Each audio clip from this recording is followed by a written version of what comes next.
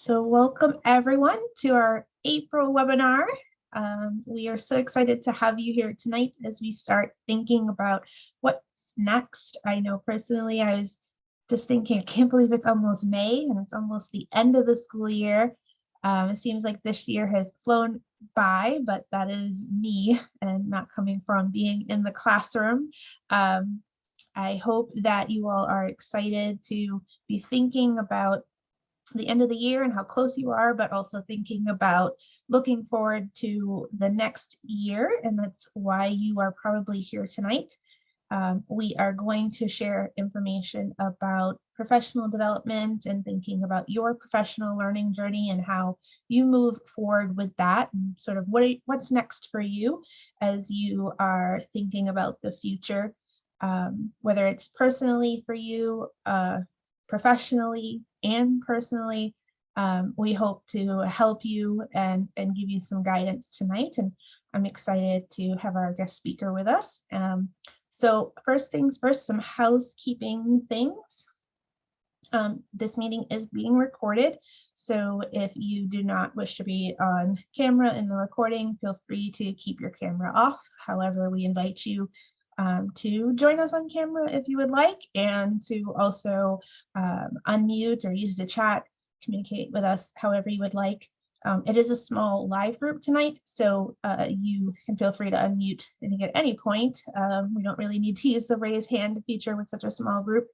And I've also enabled the live transcription. If you would like to access that at the bottom of your Zoom window, feel free to do that. All right, so our goals for tonight, we're going to do some introductions, and we're going to share about two really great national CS organizations with you that if you are not a part of them, you should be by the end of this webinar. We're going to share a self-reflection tool with you and how you can get started in thinking about what's next in your CS journey. And then we're going to share some amazing opportunities with you for this upcoming summer.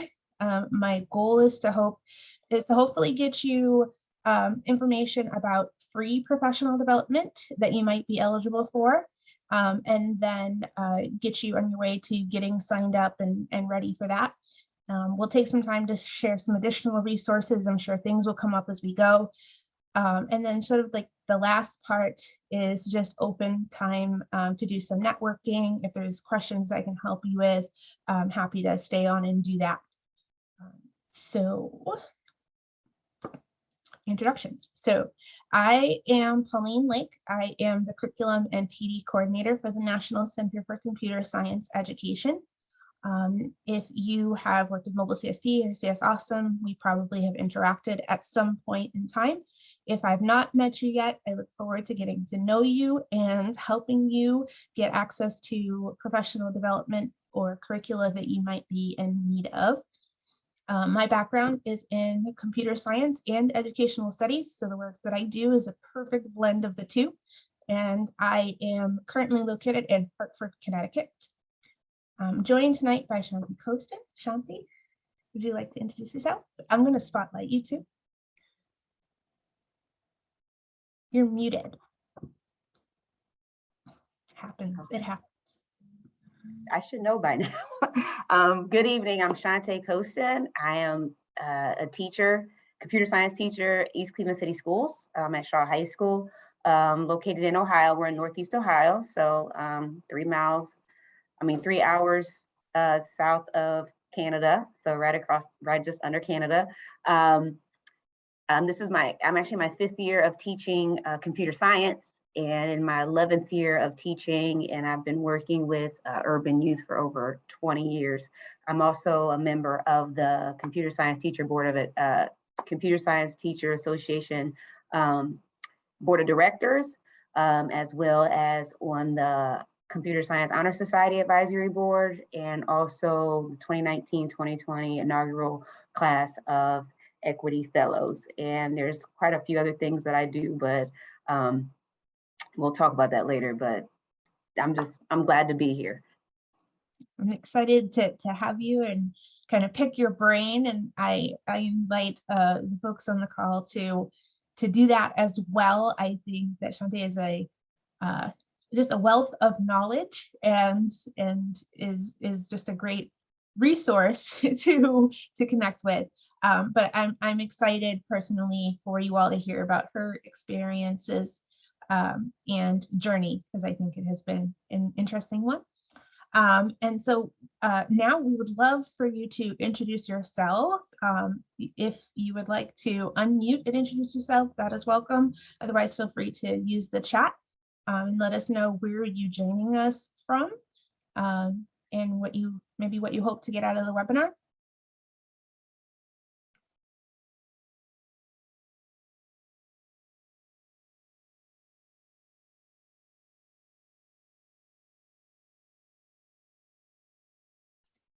Welcome, Jeanette.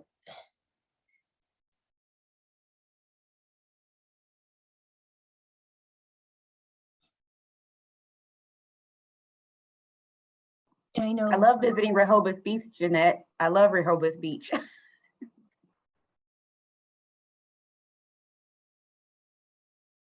I was going to say, I know that we have folks that probably will watch the recording of this too. And I know from what we saw with the registration form that everyone was high school teachers, and that you are all, somewhat maybe experienced with CS, but some of you were still kind of new and looking for more opportunities. So we're happy to have you here. Again, feel free to introduce yourself in the chat. And if you joined us late, feel free to unmute at any time and ask questions. We are a small group tonight, which is completely fine. I think it gives us the chance to be a little bit more interactive. Welcome, David. I'm loving that the East Coast is represented right now. I'm a little biased. Okay, so let's get started with sort of diving into the two great organizations that we wanted to share with you tonight. So first and foremost, if you are here, hopefully you know about the National Center for Computer Science Education, either directly or indirectly. We are the home of Mobile CSP and CS Awesome. So if you use either or both of those curricula, you probably have worked with us. We work to make sure that we are bringing equitable CS education opportunities to both teachers and students. Right now, we have several National Science Foundation grants that are active, where we are looking at building out these equitable opportunities. CS Awesome currently right now is in a research practitioner partnership grant where we're working with both college faculty and high school teachers to help students and teachers who are transitioning from computer science principles to CSA, focusing on teachers who are new to CSA and helping them get the support they need to be able to learn Java and support their students. We also have a grant that is for mobile computer science principles, which uses MIT's App Inventor to teach students the basics of programming in computer science. And then one that I will share a little bit more about later that is brand new for us this year is our Coaching for Equity in CS grant. So we're hoping to bring some coaching programs to life that will support new computer science teachers and get them sort of the support and partnerships that they need to do well at being a computer science teacher in their schools. So we at the center are a small team. There's 7 of us, very small. We have a national reach, even international, I think is really awesome to think about. Sometimes we have folks from China, Africa. I think latest I had connected with was some folks from the UK. It's so great because we do aim to make sure that our curricula are free and available online, and making sure that they can be accessed from anywhere. So it allows us to have this network of teachers that also comes together through Google Groups. So we have a large professional learning community, which you all may be a part of. So I think we do our best to bring these opportunities to you all. and get the word out there. But as much as you can, we ask for your help too to spread the word. And hopefully there'll be some great opportunities that you'll hear about tonight as well that you can share. I think the only other thing that I would share at this time about the center is we are located at the College of St. Scholastica, which is in Duluth, Minnesota. It is one of the leading online education institutions. And because of that, we're able to offer a certificate of computer science education that is completely online. So ranging from professional development to graduate courses to certificate programs, there are so many opportunities that we have available. And I am always more than happy to connect with you and help you figure out what might be of best use for you in your journey moving forward. And we can get into that a little bit more later tonight too. Okay, you're up. Awesome. Good evening once again.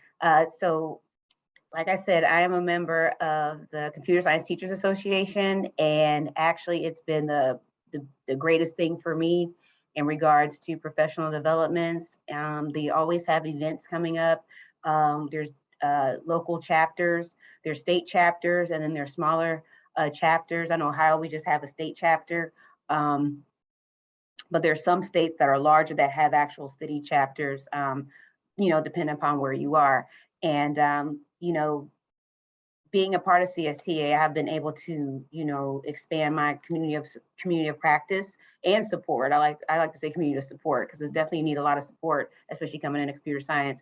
And as you can see here, we have, there's a lot of things coming up. So there's, code and play. They have professional developments every month. There's a professional development, and quite a few of them are free with certificates. We have Leadership Summit. We have the CSTA annual conference. I mean, they offer scholarships for the conferences, which I think is really great. And they even have, they're continuing to do the Equity Fellows, which is a focus on equity work. And I think that was to me, that was my springboard. Being an Equity Fellow was definitely my springboard to move me forward into CS, because I was already on the train, but that kind of made everything bigger for me.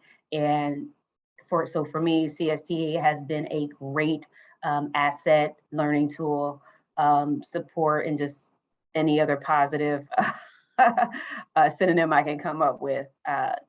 That's CSTA. So if you haven't joined CSTA, definitely join CSTA. And CSTA is totally free to join. That's the great part. And if you want to do CSTA Plus, that gives you discounts on certain things. It's $50, and that's for the entire year, which is actually great, which is like $5 and some change a month. And with all the other annual fees and stuff that we would pay, that's a small drop in the bucket. Go to the next one. So today we're going to talk about CSTA standards, and then a reflection chart that CSTA has. And the CSTA standards were done in cooperation with ITSE, which is, I believe that, I'm not going to say the words, but it's with ITSE, which is technology standards, I believe in engineering. And basically they tie in professional development and more focus on more of the teachers versus students, and what are we doing as teachers, and are we being effective? Because in order for students to do well, the teacher has to do well and have a solid knowledge base. So I'm not going to read to you what's on the screen, but pretty much, the standards are pretty much our guidance for how we're going to structure computer science. Oh, next, okay. So the self-reflection checklist, and I looked at this just the other week, and all right, okay, so I'll see you in Chicago, Jeanette. I'm so excited. We definitely have to meet up. Jeanette's going to Chicago, can't wait. So we did this self-reflection checklist, and I thought it was great because I'm the kind of person that you definitely need. I'm the kind of person there's always room to grow. There's always room to grow. And the minute you don't think you have any more room to grow, you probably need to stop doing what you're doing and move on to something else.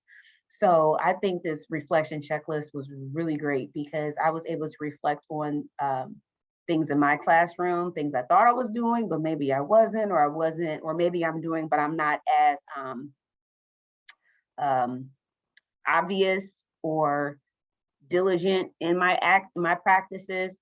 Some things I do are indirect or they're just assumed based upon the class culture. So this definitely helped me look at my my own professional learning. And I'm actually going to pull one up, and I'm actually going to go through talk you through the checklist, especially for those that aren't not on the webinar, going to look at the recording later. So I'm actually going to walk you through it. I need to share my screen.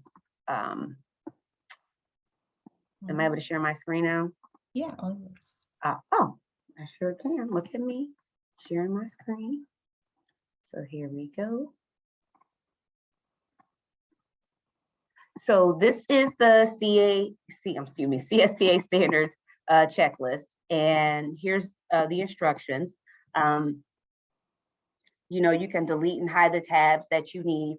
You know, there's standards for K-1, K-2, 3 to 5, 6 to 8. So for me, I delete these 3 tabs. I just didn't delete them because I want to make sure people saw that they were there.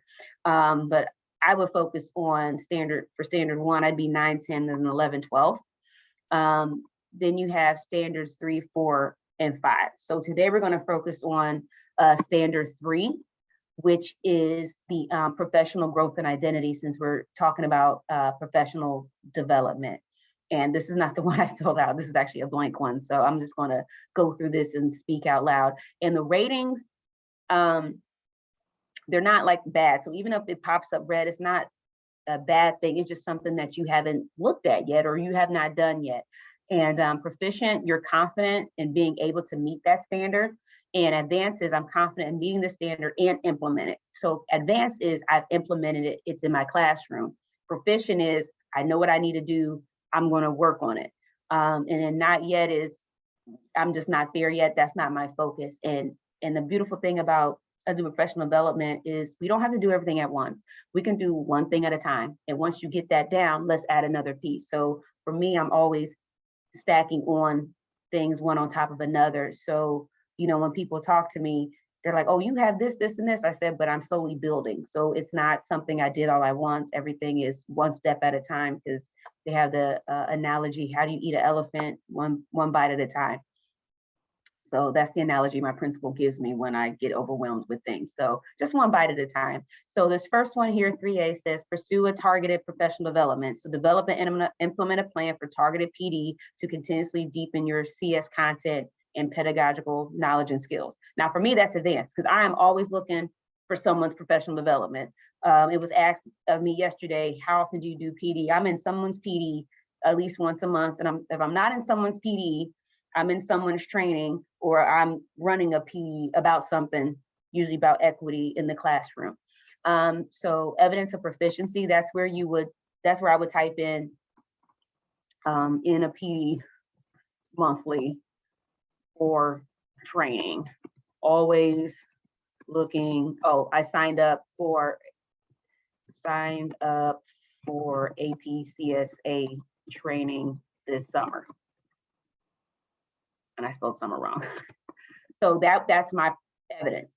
Model continuous learning, model willingness to learn from others, continuously develop new skills, demonstrate comfort in problem solving, perseverance when encountering new or challenging content. For me, that's advanced too, because I have no problem emailing a colleague, calling a colleague. So I would put email,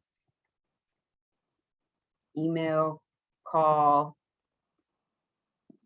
I'll DM, text, or text a colleague. And depending, I'm blessed to have a colleague across the hall from me who does computer science as well. She's half computer science, half special ed. So sometimes I'll just yell across the hall or just walk across the hall and say, hey, I have a problem. So that's how I would evidence my proficiency. The next one is examine and counteract personal bias. So examine how personal perspective, privilege, and power impact student success in classroom culture, and continuously work to counteract biases. I know I'm definitely proficient. I'm probably advanced with that, but there's sometimes where I do lose perspective on that. So I would give myself proficient, even though I think I'm pretty advanced, but there's always room to grow. And with this year, COVID and us getting back into the classroom, I really haven't did like a bias check in a while. So for me, I would put yellow because I know I need to go back and do my own bias check. And I have my own thing that I do for that. And the next one is commit to the mission of CS for all students. So develop a personal teaching philosophy reflecting that all students can and should learn CS. Definitely advanced for me. And my evidence is that I always, let me see, I have 19 kids, I think 17 students taking the AP exam. Out of 17, 3 have IEP. So for me, you know, I think that's about 10, 20%, less than 20. So we'll say about 15% with disabilities taking AP CSP exam. That's one. And then I make sure that I have people that identify as female in the classroom, even though the numbers are down with young ladies this year. We're not sure what that was. Me and my colleague noticed that because usually we have 50%, 45 to 50% girls. Our numbers dropped dramatically. We're probably only at 35, 40% girls. So for us, that's not a good thing because we pride ourselves in having, you know, 50% half and half.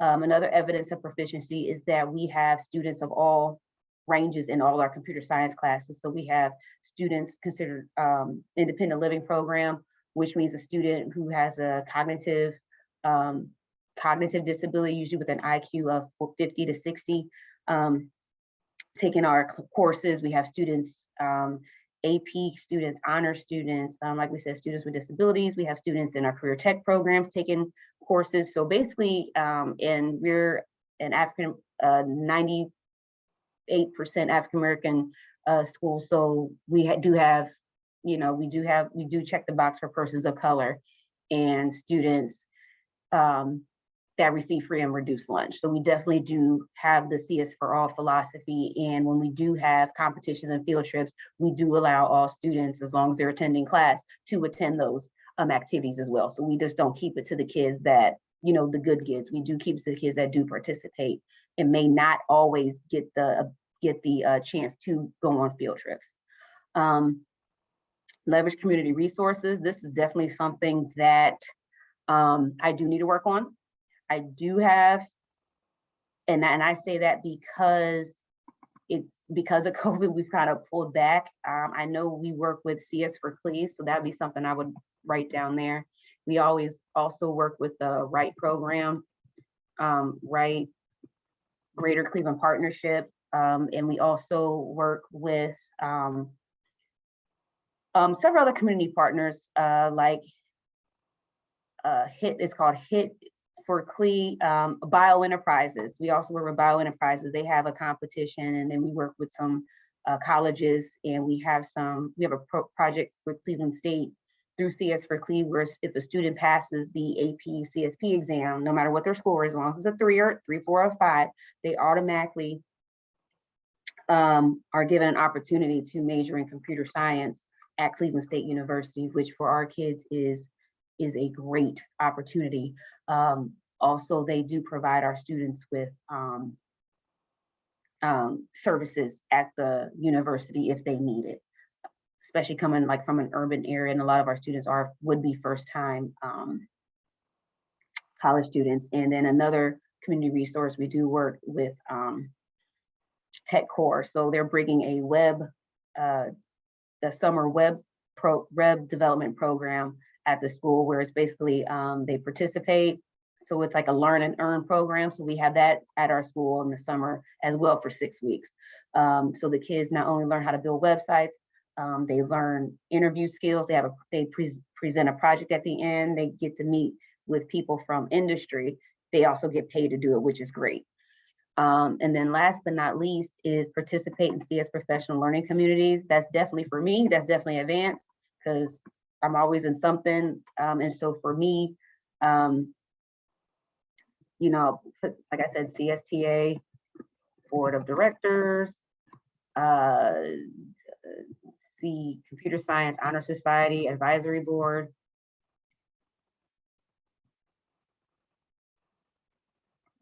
And then I'm also on the curriculum writing team for the Power On book. Which you haven't gotten the book yet, you ought to get the book. I love that book. So, so those are just some areas for my learning community. And that is it for Standard 3, Professional Growth in Learning. So hopefully this will help you identify, you know, areas. And like I said, I've been doing this for a while now. Like I said, this is my 5th year in computer science. And I didn't do all these at once. Everything was, like I said, baby steps. And so, and as you can see here, I still need to grow and work on some things. But like I said, as you heard me, and then as I was processing out loud, you can hear like, okay, this is what I need to work on. This is what I need to do. And if you go over to the very end, there's reflection and next steps. So what I would do is I would then go in and write, what are my next steps? So for me, for like bias, I would take a bias survey, and they have plenty online. Survey and review, you know, talk to students about class culture. And that's one thing I do talk to my students about, and I'm very open about, is how do they feel? And if I said something that bothered them or maybe hurt their feelings, what did I say, or was it how I said it? And, you know, that helps me reflect as well. So that's it for that. And then I will give it back to Pauline. I put some questions into the chat too. Okay. Maybe to keep the conversation going a little bit. I think in a couple of those categories, what came to mind for me, like continuous learning and professional learning communities, is thinking about the social media groups that are out there, and just wondering, do you use any of them? Yes, I'm in a Facebook group for AP Computer Science Principals, and I like the group, and because it makes me feel like I'm not on my own island, because I see teacher comments, and I really don't post. I'm pretty much like kind of make comments at this point, but I don't feel so bad when things happen in my class, because other teachers in other schools around the country are experiencing the exact same thing. So now I'm on the end of giving more like, well, why don't you try this? Or this is what I did. Or the biggest thing right now is there's been College Board has been down, and there's been a struggle to upload, and there was like a shift in changing the username, email, was a lot of stuff going on. And so it's frustrating people, because the deadline is like I think the deadline is maybe May 3rd, they have to submit. So, you know, so usually for me, I'm posting, you know, I'll send them, hey, this is the timeline that I used for my students. I gave them a deadline. They had to do something every single day, had to be due within that 12-hour time that we gave them in class. I can't look at their stuff, but they have to journal every day, and that's how they got credit. So that's why I know they did work. You know, I made sure we did their uploads way in advance, so we had that cushion for those that were late, you know, and I tacked a lot of points on that upload. So, you know, things like that to help other teachers. So, because I learned the very first year I did AP, we will never do last minute again, because it is probably more stressful on the teacher than the student. So now, and I'm still was 2 months behind schedule, because in 2020, we uploaded January 28th. I even looked back at some due dates. They uploaded January 28th, whereas this class uploaded March 24th. And so that showed me I was 2 months behind, but because of COVID and the way the schedules are set up, you know, that's okay. But at least they all uploaded. And my last two, you know, because they didn't want to follow protocol, but that's okay. They did upload. They uploaded after spring break, but the final two did hit submit final April 5th or 6th or something like that. So if nothing else, everybody uploaded something. It may not have been the best, but everybody uploaded something. Everybody had a few sentences for each section. I told them I can't read it. So that's the one thing I like about the community of practice. And it's also helpful as I'm transitioning over to, I'm not transitioning, but I'm adding CSA to it. So I'm now looking at CSA groups, and Intro to Cybersecurity group is very good, because cybersecurity is still new for a lot of teachers. And I just joined Drone for Beginners group since I have my remote pilot license, and I am prepping. We have 16 students getting ready for their drone license exam, plus my one colleague who's also going to be taking the exam as well. So lots of exciting stuff that you're involved lots of stuff with. going on. And yeah, I think the Facebook groups, like we see a lot of conversations going on, a lot of resource sharing, opportunity sharing. I think from my end, it's like seeing sort of how you touched on as a new teacher, you're in there and you're kind of absorbing information. And then at some point, there's a shift where you start feeling comfortable to give back and answer questions, and you kind of make that transition over. But then still continuing to grow as you're going through. So it just amazes me how, just all over the world, there's so many teachers that are in there, and it's so quick and easy to send a message to them and connect with them. So you made me think of that when you said DM. I'm like, not everybody's necessarily DMing people, but using social media more so these days is what it feels like. But it's great ideas, and teachers are looking for suggestions, and teachers are giving suggestions. And I look at something, I'm like, that's a great, why didn't I think of that? And overall it's positive. I mean, everyone's trying to help each other out. And I think that's the greatest part. And especially the newer teachers, and everyone's classroom is different. Everyone's classroom demographics are different. So getting those perspectives from different teachers, really helps, because how I set my class up is different than how the teacher sets the class up the street where my daughter goes. And we're literally next door to each other as far as districts are concerned, but she has a different set of kids than I do. So, things are different, but then I'm always sharing with her teacher, even before my daughter got into class. And then there's a few other CS teachers. We're always sharing and saying, hey, there's this thing here and there's a thing here. So we're always sharing, even with each other, even through emails here in the local area, or we'll send stuff to CSTA Ohio, and then they'll post and share it as well. But yeah, everybody's in the same boat, regardless of what I would say where you are district wise, because COVID has really pulled a lot of has really changed our kids and their perspectives, and I think that's whatever demographic you're coming from. Yeah, I think you also just briefly there touched on my other question that was in the chat, which is thinking about your classroom demographics versus your school demographics. I think that's something that we're pushing for at the center, is getting teachers to think about, does your classroom demographics mirror what your school demographics are? And if not, what are you doing to do that? So I think I was curious, for you personally, do you feel like your classroom demographics mirror your school demographics, or is there room for improvement there? For me, like I said before, it's always room for improvement. We have 51% female in the school, and yet that's not what it looks like in our CS classes this year. I don't know what happened. Like I was saying before, me and my colleague were just like, what happened? Why are all these boys here? And why do I only have 18 kids and only 4 girls? Why are there so many boys in this room? And I think a lot of it too is interest. I think a lot of it too is scheduling. People are definitely afraid of computer science. A lot of it is too hard. Game design, that's video games. I don't want to play video games. Girls like cybersecurity, but I just think it's not flashy.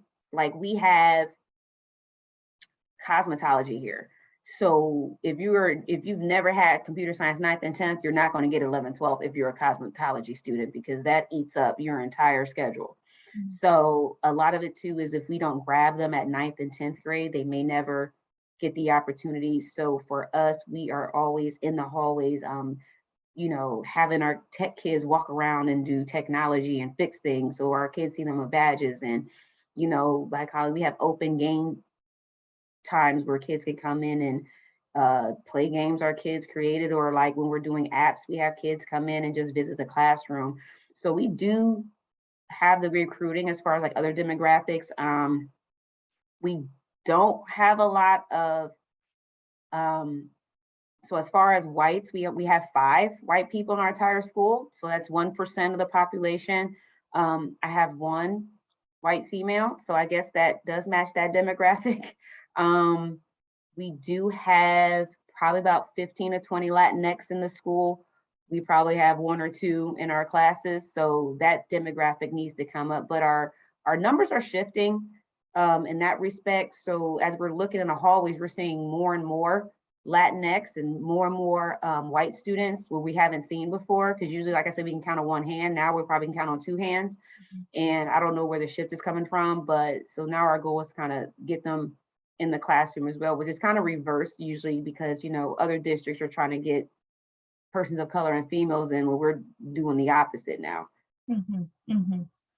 Yeah. Well, thank you for sharing that. I think that is something I would encourage everybody, on the call or watching to think about, are your classroom demographics matching your school demographics, and kind of looking at, if not why, what might be happening there. And there's not always that one solution that's going to fix it, but I think it's something that's worth investigating and seeing what you can do in your position to help change that. I know hopefully you all, if you are on the call, you had a chance to kind of think through those answers and maybe even try the self-reflection checklist yourself.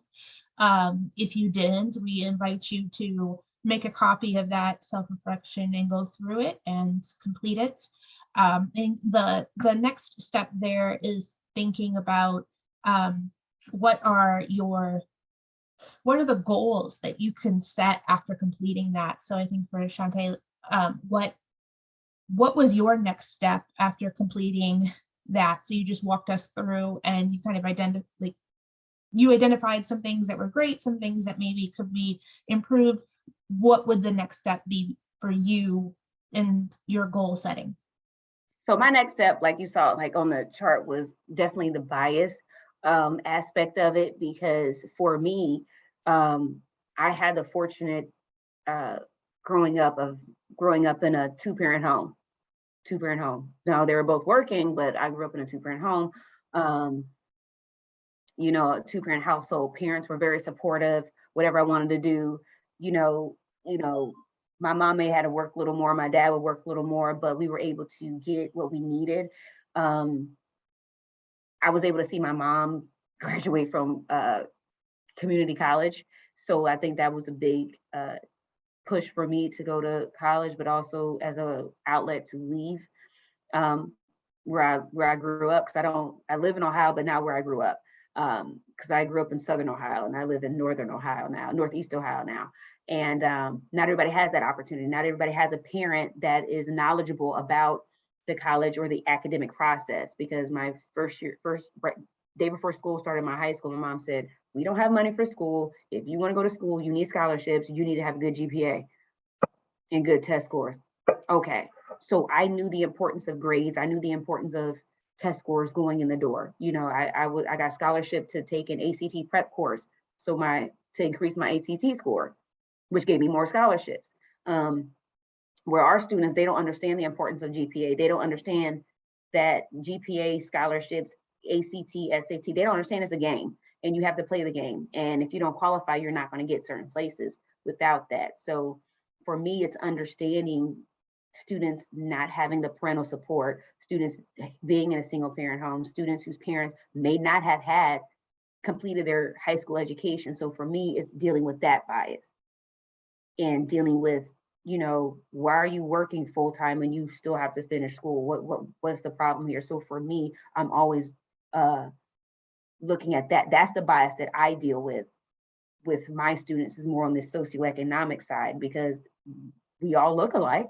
But for me, it's that bias of socioeconomic and understanding where they're coming from and why they do things, and why education is not their priority. And education can't be your priority if you're worrying about where you're going to sleep the next night, or if you're going to eat, or if you can get back from work, because you get off work at 10, 11 o'clock at night, or, you know, during the peak of COVID, our 18-year-old students were working at Amazon full time. And you can't beat an Amazon paycheck over high school credits. So that was something I had to do a self-check on me. And so for me, it's always that bias aspect of it, is the socioeconomic bias. Yeah, I think this is interesting, because I know when teachers are reaching out, it's usually about, you know, I have to offer this CS class, this programming class. I need the content knowledge. How do I learn to program in Java? How do I learn to program in Python? But there's also this piece of the pedagogy and addressing biases. And so there's more than just the content and the programming that goes into growing as a CS educator. I'm going to go ahead and share my screen, because I think this is a good transition. So after you've completed the self-reflection checklist, you know, hopefully you're coming up with areas that you could see improvement, and you might even see, like, okay, I need to find professional development in areas X, Y, and Z. Well, where do you go to find those professional development? And I think the CSTA site is a great place to start. And they have a list of PD, and is labeled quality PD, where you can go in and sort of filter through and search for PD that you would be in need of or are interested in. And I've actually never done this from a lens of just bias in particular, but I don't know if do we want to try it out? I don't know if you have done this, Shanti. Have you done it with that view? No, not with this view. No, okay. Well, we know we have a lot of high school teachers that were either on the call currently or had registered, so we'll choose high school. I think a lot of us now are probably looking at free options if we can. You know, maybe you're not in that boat, but I think that's what I hear about a lot is, are there any free opportunities? So I'm gonna choose free. You can also choose by PD format. In other platforms, you can choose alignment to CSA and CSP as far as AP. And you come up with these little cards with the available PD that are available for you, and you can click through them. And it's cyber.org is in here, but you can click through and see the different professional development opportunities that are available. I don't know, Shanti, have you done any of these ones in particular? I did start the cyber.org. Mm-hmm. I haven't done the Institute yet, but I did, before cyber.org was cyber.org. I did it before when they were under another name, and actually used their curriculum. I first started Intro to Cybersecurity, so they really have some good stuff. Mm-hmm. Oh, and I've done CompuScholar when I was studying for my computer science exam. I actually used CompuScholar, and it was great. They literally had one that said, if you do this course, I believe it was the Java course, they said, if you do this course, it will help you pass the computer science exam. So I actually did do the CompuScholar one a couple summers ago, and that definitely was a help. It was a help, excuse me. No. I want to try something here. Scholarships available, and that widens it up a little bit more, because I do know that there are programs like Mobile CSP and CS Awesome that may not have free professional development, but we do have grants and scholarships that are available to help with that. And my colleague does Pathfinders Institute, and she absolutely loves it. And she's been scholarshiped every single time she's done it. Mhm. So, and it has made a world of difference for her and the students she works with.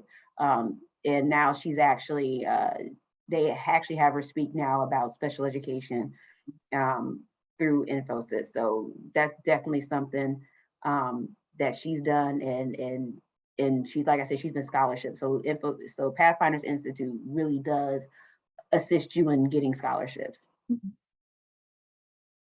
Yeah, I think it's actually maybe a great transition. Again, the CSTA Quality PD is available, and we recommend checking that out as a starting point if you're not sure where to go.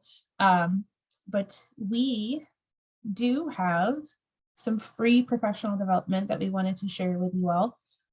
So if you are a current computer science principles teacher and you are looking to offer AP Computer Science A with Java, and you are new to Java, you can apply for our CS Awesome research project and free professional development with the opportunity to earn up to $1,500 in stipends.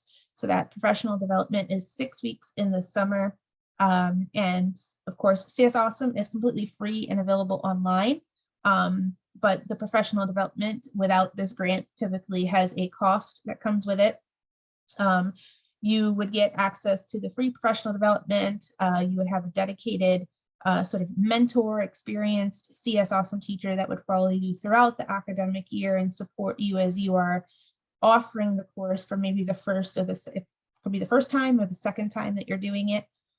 So if that sounds like you, if you're new to CSA and you've taught CSP in the past, we'd love to have you apply for the scholarship. Those applications are due next Monday. So we hope that you would consider applying and being a part of that. We also have an opportunity with the Pathfinders Online Institute this year. So they're not doing an official summer institute like Shanti was just talking about, but they're doing an online institute. It's completely free for public US teachers.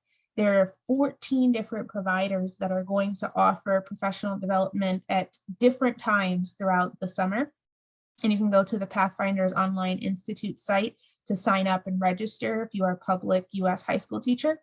But CS Awesome is offering a professional development as part of that. So if you are looking to learn Java and are considering using the CS Awesome curriculum, there's really no other requirements. If you are in a public US high school and you are looking to use the curriculum in some way, we'd love to have you apply. So again, by May 2nd, that is a 1-week immersive PD, and it is completely free thanks to the Infosys Foundation USA. So those two are for CS Awesome. We also have mobile CSP, mobile computer science principles. You can check out the available PD that is available on mobilecsp.org. And there is an opportunity for schools that are in need to apply for a scholarship. Again, if you're a school that is in need, you can apply. If you're in Minnesota or Connecticut, you can take the PD. You may be eligible to take the PD for free if you're willing to do it as a concurrent enrollment or dual enrollment course rather than an advanced placement course. So it's kind of a different feel in how that is done. Another opportunity that we have, I mentioned it briefly earlier, the coaching for equity in computer science. We are putting together in partnership with Code Savvy 2 coaching programs. So if you are a newer computer science teacher, you can apply to be matched with a coach, an experienced computer science teacher that will partner with you for the entire academic year and help you kind of grow in your CS teacher position. And we are focusing on being able to support 3 target populations. So students with disabilities, English language learners, and female students. So if any or all of those are sort of populations that you are hoping to learn a little bit more about recording. We would love to have you apply. There are stipends for the teacher participants that are accepted and matched with a coach. There's an opportunity to earn up to $750 in stipends. Plus you get the support of the coach all year round, which is wonderful. And then if you are an experienced computer science teacher and you are interested in doing the coaching, there's an opportunity for a part-time position to apply to be a coach with us as well. And there's professional development in doing that and building your capacity to learn how to coach others and support others as they're learning computer science. So sort of both ends there for the newer CS teachers and for the more experienced teachers that are still looking for a way to grow in a more of a leadership role. So we would love to have you consider applying for that. It's a brand new grant that's just kicked off with National Science Foundation funding. And, you know, I know this is a lot we're kind of throwing at you and all these different opportunities. I am more than happy to help answer questions and talk with you even one-on-one if you need support in finding what opportunity might be the best for you. I did want to ask Shanti, is there anything you wanted to add, like formally, before we get ready to stop the recording? I was just going to say, I was trained in another CS before I got to mobile CSP, and I just want to say I am in my 4th year of doing CSP, using mobile CSP, excuse me, for AP Computer Science Principles, and I absolutely love it. I had to take a break from it when we were virtual because, you know, that hands-on at MIT App Inventor piece, but, you know, I love mobile CSP, and it's done wonders for my students. The fact that they can build apps, and we have these little plastic androids that they can use in class so they can see their app actually working in their hands, or they can just connect their own phones to it is the best thing. And the whole professional development to prepare me to teach CSP through Scholastic, am I saying it right? Scholastic was a great experience, and our person that was teaching our group, our Cleveland group, was just fantastic. So I have nothing but great things to say about the mobile CSP platform and the computer science education group. Thank you. Okay. Well, we are going to stick around for questions. I'm going to pop a link to a survey that gives us some feedback on the webinar, and feel free to complete that if you have a minute or two. But if you have questions for us, if you want to connect with us, we're going to stick around. This is an opportunity to do some networking.